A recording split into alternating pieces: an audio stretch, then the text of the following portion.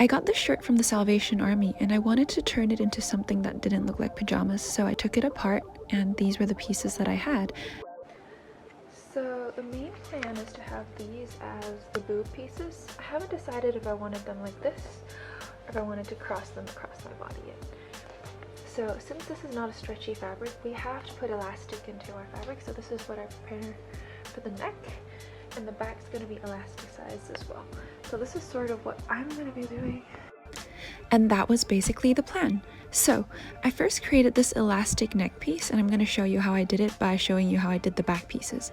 The back piece is wide, so there's going to be 2 pieces of elastic in there, and to make sure that they don't overlap or crisscross, what I do is I'm going to sew a line in between to create 2 channels for the elastic to sit in. This stitch was going to be exposed, so I had to make sure my thread matched the color of the cloth as close as possible to make it as invisible as possible.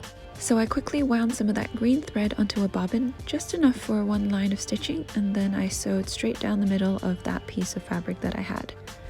As you can see, the color matched quite well, and you can see that line of stitching right there. Then I threaded my loop turner through one of the channels and pulled the elastic through. I pinned that elastic at the top and then pulled it through all the way to the end, where I also again pinned it. I then did the same for the other channel. Then I sewed it all down to make sure that it was all secure and nice, and I ended up with this accordion looking stretchy piece for the back. Then I draped the fabric to my front and decided I wanted it to be a crisscross top. I pinned the fabric down and then I sewed it accordingly. Then I attached the stretchy back piece to the rest of the top, and I actually had to put it into the ribcage piece and sew it that way so that I had no exposed seams. And that's the last step.